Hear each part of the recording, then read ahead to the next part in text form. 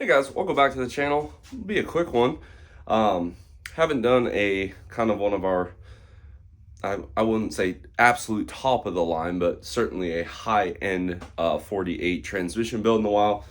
This one is going in David's blue truck. If you guys remember, David took all this stuff out of his blue truck, put it in his single cab, and now we got to build him a transmission to go in that truck. So David's case is a little different. He has a G56 factory '07 truck. So if you guys look at this case I'm about to show you, you'll see it's actually a 47 RE case. And it's a question I've gotten on TikTok quite a bit and with you guys is, how do you make a 47 case into a 48? It's actually quite simple, and we'll show it to you guys, and then I'm gonna stack this up. I'll give you guys, I guess, the clearances on it, and then kind of show you all the parts that are in it.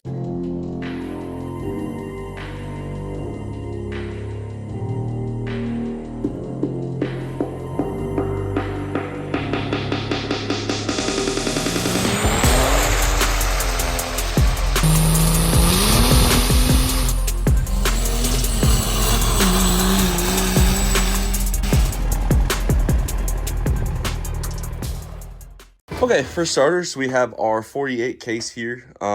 This one had already been previously built. I just pulled it apart to swap some things over and make sure that this was good to go for David. So for starters, we have a flipped retainer here, full manual spring, billet low reverse, billet accumulator, a TCS billet second gear servo. We have a 4-2 lever, and then for the rest of it, we have a billet strut, and a billet anchor. This particular one's from PDD. If you guys look, this trans originally had a 47 pump, and you could see the vent is actually plugged up here. I'm not a huge fan of that, so we're gonna go back to venting this out of the front, but you guys can see here this machine stator, very, very small compared to this new 48 pump we got for David.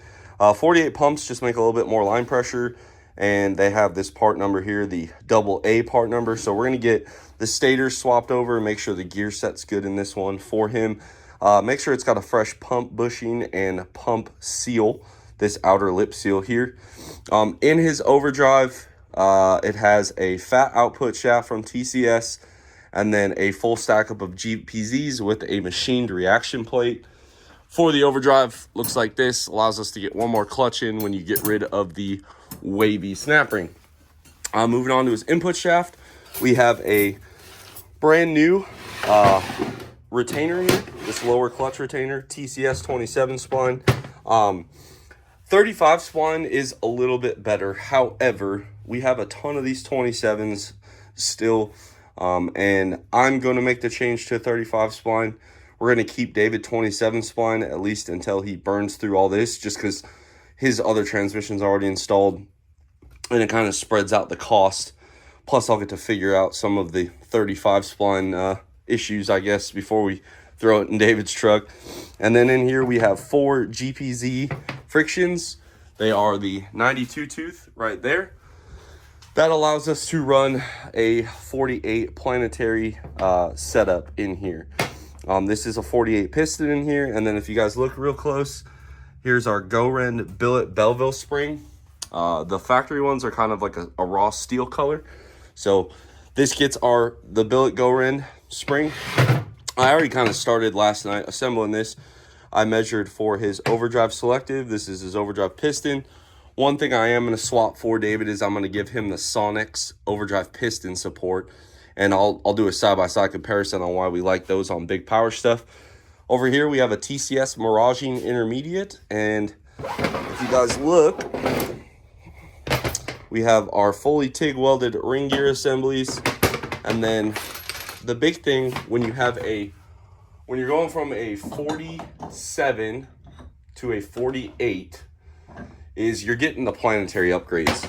So here is your typical 47 RE pinion, or planetary, 5-pinion steel. 48 gets a 6-pinion steel. And if you look at the ring gear on a 47 is 62 tooth. The ring gear on a 48 is actually 92. So on a 47, you're gonna run your Directs and forwards will have the same clutch count. On a 48, this is your forward, this is your direct. So one of the things here, in addition to Dave's transmission, we're also going to get him set up with a brand new 48 drum, which is laying around here somewhere. But we're going to put a brand new 3rd gear drum in it for him. And then he has his HD flex band as well. So as you can see, we were pretty busy last night, but I figured, you know what, we'll make a video out of it. Transmission videos never seem to do that well, but I enjoy making them, so I'll keep posting them for the guys that are curious. But that is the big difference on your 47 48s. This pump is the 48 pump. This pump is the 47 pump. This is your 47 RE planetary, and this is your 48 RE planetary. We also have his 48 RE, you guys can kind of see it back there, planetary as well, set up for his rear planet. So 6-pinion rear, 6-pinion front, very, very strong intermediate shaft. Again, I've never wiped out a TCS Miraging shaft. We also can get you set up with the Sonics one, but you know, if it ain't broke, don't fix it kind of deal. Now here is our Sonics overdrive piston support. Here's the stock. As you can see from the top, very, very similar. They really didn't change much at all on these units here. Now, it's a different story on the back. So Sonics has made this to fit for a 47 RH, RE, or 48 RE. So in a 47 RE, 48 RE without the governor, they provide you with 2 plugs, which are right down here, that allow you to block that off. So the difference is here. If you look, Sonics has a groove there and a groove here. Now this is very important for lubing this part of the intermediate shaft right there. This is where it rides on. In stock form, they only have this one groove, and it doesn't actually go as far down. So what happens is you'll get a little debris from the converter. It'll hit the part that does not have a groove, which is this top section here, and mess up your input shaft or intermediate. 9 times out of 10, when a broken stock intermediate happens, it's usually that, or even a billet. It just friction welds itself, snaps the shaft. The other really awesome part of the Sonics, you guys see this O-ring groove? They provide it. So it actually seals instead of just being a sort of interference fit. And then the last part, if you look, this part of this shaft here is what your low reverse drum, this part, spins on. If you look, the OEM one feeds it one hole, and it has this flat spot to hold fluid. That's it. Sonics, although the machining doesn't look the best, has one loophole and a second loophole. So you're getting more fluid to the low reverse drum, which in turn is going to help this shaft live a very, very long life. Now that we've covered that, let's get to work.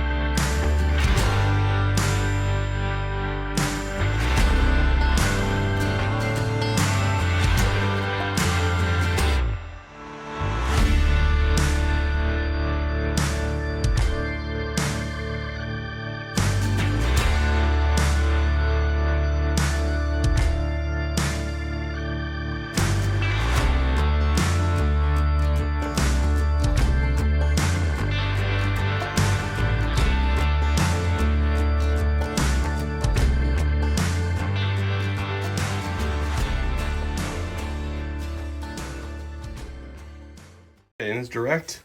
Like I said, new drum, billet piston, 48 springs, retainer. We'll get this stacked up.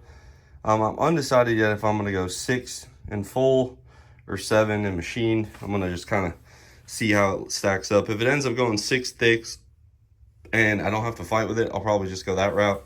But if I gotta fight with it, then it'll get 7 in a machine plate. Got his pump all swapped over, just gotta put it together and getting there.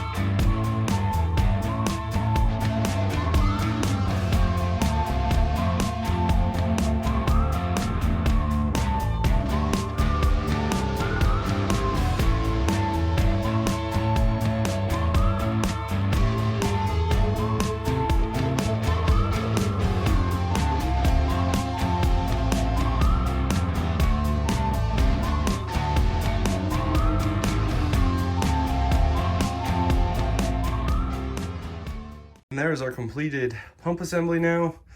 I put a bunch of assembly grease in there. Man, don't be an a-hole. Line up your converter tanks, make your life a lot easier. But there you go. So he's got a AA pump, AA gears, AA stator. So he is ready for just about anything. Got a 120 spacer on here right now, 60 on the input. We're gonna stack this in, see how it does. I forego the O-ring. It makes it easier to slide the pump in and out as you're checking end play. Just something I found. And then I use a used pump gasket to check end play. Once it's good, we'll throw his new one in, which is right over there. One thing I have found very useful recently, I take the seal kit apart. I take all the seals I'm gonna need and I hang them on that hook. So when I'm done, that hook should be empty or I forgot something. So something to help you, but she's stacking up mighty nicely.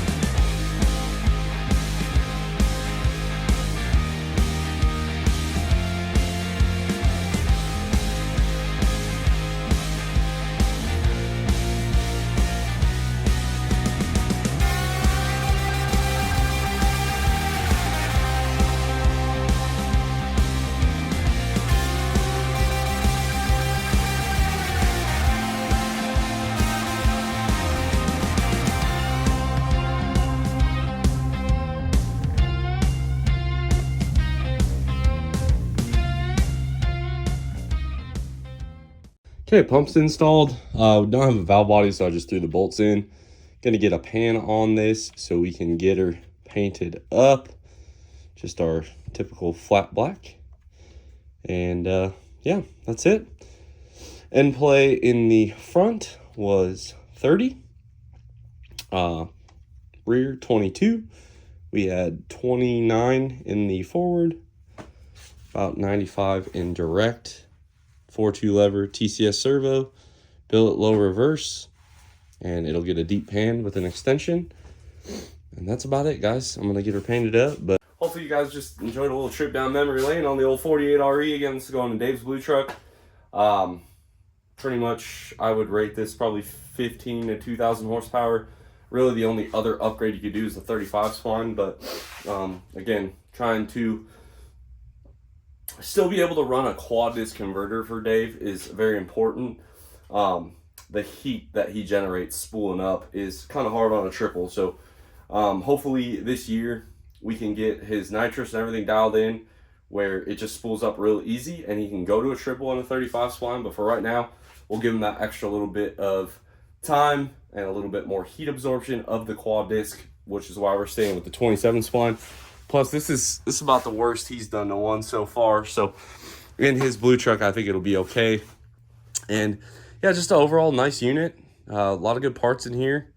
And, realistically, the only thing that we would upgrade to make it even a better transmission is I could do a billet drum in the third, billet lower retainer, which, I don't know, I feel like it's oversold. And then a 35 spline would help this unit as well. So, again, you know, 2,000 horsepower in that range, put a 35 spline in it, it's 2K all day. So hopefully you guys enjoyed this one. Give it a big thumbs up, drop your comments down below, subscribe if you are not already, and as always guys, I'll catch y'all on the next one.